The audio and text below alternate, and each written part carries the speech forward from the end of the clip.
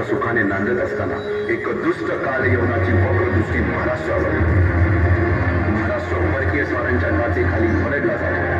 अपहरण, अपमान, जुलूम, जबरदस्ती, अन्याय, अत्याचार, मंदिरांची तोडफोड, स्त्रियांची दगडांची लुटालूट थांबता थांबत नव्हती. जेव्हा आपल्याच घरात गोठ्यातली गाय आणि घरातील माय असुरक्षित होते, तेव्हा घरातलाच अंधकार मनात घर करून बसतो. अशा वेळी साधू, संत, लहान, थोर, लेकी, बाई अवघा महाराष्ट्र देवाला गाराणं घालतो. अरे जेजुरीच्या खंडोबा, पंढरपूरच्या तुळजापूरच्या भवानी आई, दार उघड, दार उघड आई, दार उघड.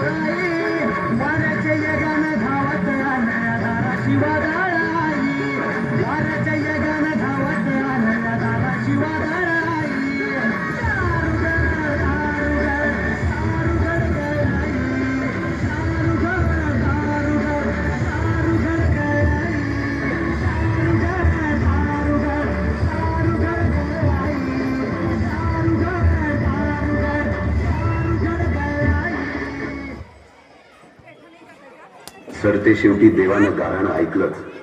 शालिवन शके 1551 शुक्ल नाम संवत्सर, उत्तरायण शिशिर ऋतू, फाल्गुन मध्य तृतीयेला सायंकाळी शुभ लग्न उदित असता कलियुगातील नरसिंहाचा, ग्रहमंडलातील सूर्याचा, नक्षत्रातील ध्रुवाचा, या समछत्रपती शिवरायांचा शिवनेरीवर जन्म झाला.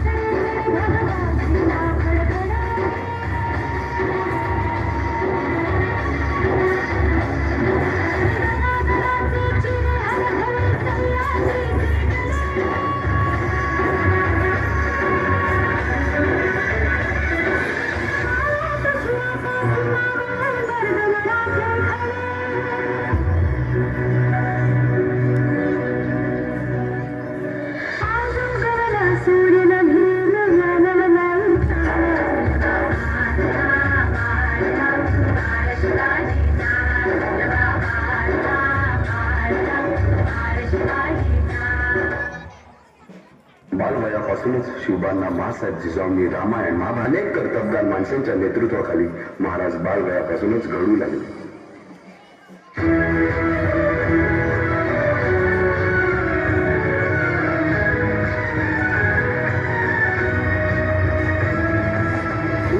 अर्जुन तूच केशव तू तुझा हो सारथी, तूच अर्जुन तूच केशव तू तुझा हो सारथी.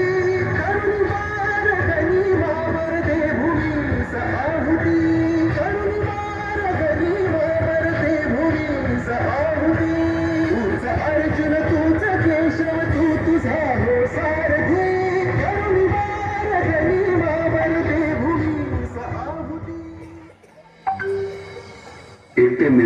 कधीच साम्राज्य उभे करू शकत नाही. त्यासाठी तशी कर्तबगार माणसे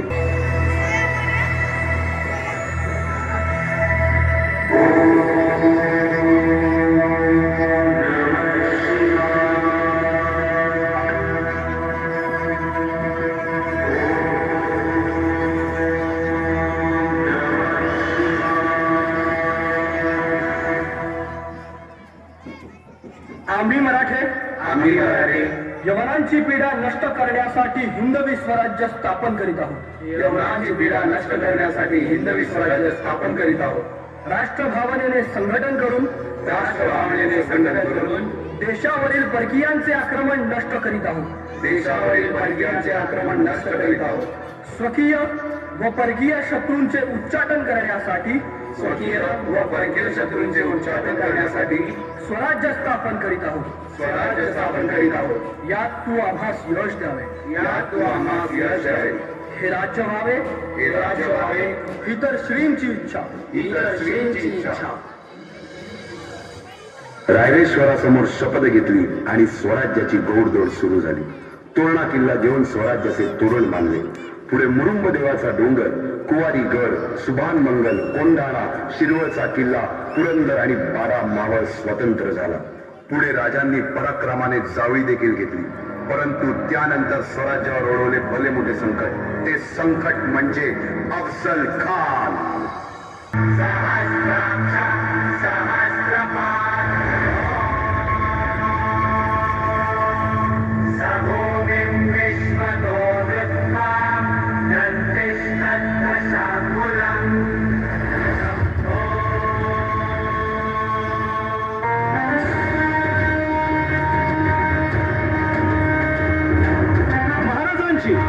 शिवाजी महाराजांची कीर्ती बेफाम होती. महाराजांची कीर्ती बेफाम भाल्या भाल्यांना फुटला घाम. याला कोण घालील येसेने दरबारी कुस्ती बेगमे. बडी बेगम म्हणजे अली आदिल शहाची आई बर का. नजरेत तिच्या अंगारे दरबार झाला गपगारे. कुणी घेईना पुढाकार, साऱ्यांनीच मानली हारे. इतक्यात अचानक एक सरदार उठला, बोलला, हम लाएंगे शिवाजी को. आणि त्यानं विडा उचलला. नवतेचं अफजल खाने, नवतेचं अफजल खाने जिता जाता जणू सहिताने. कान बोलला छाती ठोकून, शिवबाला टाकतो चिरडून.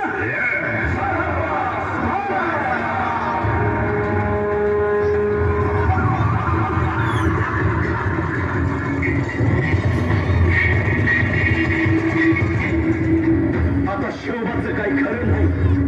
इकडं निजाम, तिकडं मोगल, पलीकडं इंग्रज. जो तो हेच बोलू लागला, महाराज आपला जीव मोलाचा आहे. खानाचं सैन्य अफाट आहे. त्याच्यासमोर आपला टिकाव लागणं अवघड आहे. काही दिवसांसाठी आपण कुठेतरी अज्ञातस्थळी निघून जा. काय म्हणालात रायबा? मासाहेब, आम्हाला आमच्या जीवाची पर्वा नाही. राजांचा जीव वाचणं गरजेचं आहे. रायबा, शिवबा केवळ आमचा पुत्र नाही, तर अवघ्या मराठी जनांचा स्वाभिमान आहे. या मातेने आपला पुत्र गमावला तरी बेहत्तर, परंतु भ्याडपणे पळून जाऊन या मराठी मुलखाचा स्वाभिमान गमावता कामा नये. अशा वाघिणीचा बाळासाहेब आपला पुत्र आणि मराठी मुलकाचा स्वाभिमान विजयी टिळा लावूनच पडत नाही. वाघिणीचा त्योछावा, गनिमान कसा ठेचावा, डोक्यात नेहमी कावा, नेतीचा भांडा सांगावा. मानाच्या भेटीसाठी महाराजानं एक शानदार शामियाना उभारला होता. आणि अशा या शामियान्यात खान डाऊन पडून सय्यद बंडा त्याच्या संगतीला, सय्यद बंडा त्याच्या संगतीला, शिवबाच्या संगती महावा. राजाला पाहून खान म्हणतो कसा, आओ आओ शिवाजी, आओ हमारे गले लग जाओ. खानानं